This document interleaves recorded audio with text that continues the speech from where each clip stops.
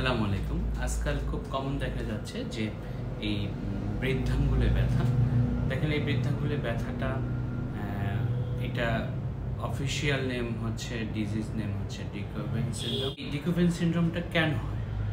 এই ডিকুভেন সিনড্রোমটা হয় হচ্ছে যদি কোনো কারণে এই থাম্বের যে দুইটা মাসেল আছে, যে এক্সটেন্সর মাসেল আছে, অ্যাবডাক্টর মাসেল আছে, এই মাসেল দুইটা যদি কোনো কারণে ওভার ইউজ হয়, বেশি বেশি ব্যবহার হয়, ফলে ফ্যাটিক হয়ে যায় মাসেল এবং এটা ইনজুরিতে আক্রান্ত হয় এবং ইনফ্লামেশন ডেভেলপ হয়, তখন ব্যথাটা হয়।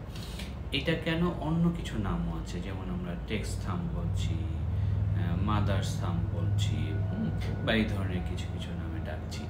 তো এটা খুবই সিম্পল জিনিস যে আপনার যদি এই ধরনের প্রবলেম হয়, তাহলে আপনি যদি মোবাইলটা ব্যবহার করেন, তাহলে একই হাতে আপনি মোবাইল ধরে এবং এই স্ক্রলিংটা করবেন না। ইদানিংকালে যেটা সবচেয়ে বেশি দেখা যাচ্ছে, আপনি এক হাতে ধরবেন, অন্য হাতে ব্যবহার করবেন।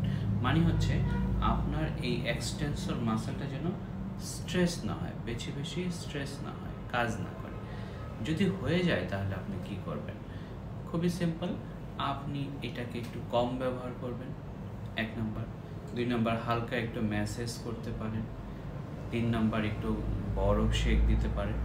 আর একটা ব্যায়াম একটু করবেন, যে খেয়াল করেন যে আপনি যেই মাসেলটাই সমস্যা তার অপোজিট মুভমেন্টটা করবেন, মানে থামটা এই পামের দিকে আনবেন, অন্য ফিঙ্গার দিয়ে হোল্ড করবেন, এই রিস্টটাকে আলনার ডেভিয়েশনের দিকে নেবেন, এক্সটেনশন করবেন, হোল্ড করে রাখবেন 3 to 4 সেকেন্ড, ছেড়ে দেবেন। এইভাবে 4-5 বার করবেন।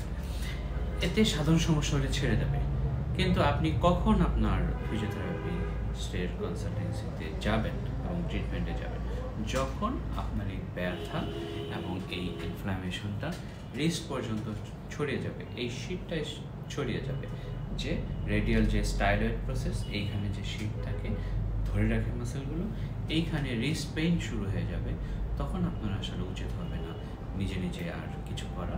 আপনার একজন অভিজ্ঞ ফিজিওথেরাপিস্টের তত্ত্বাবধানে যাবেন, কয়েকদিন একটু ফিজিওথেরাপি দেবেন, তার সে অ্যাডভাইস দিয়ে দেবে, সেগুলো মানবেন, তাহলেই কিন্তু আপনি সুস্থ হয়ে যাবেন।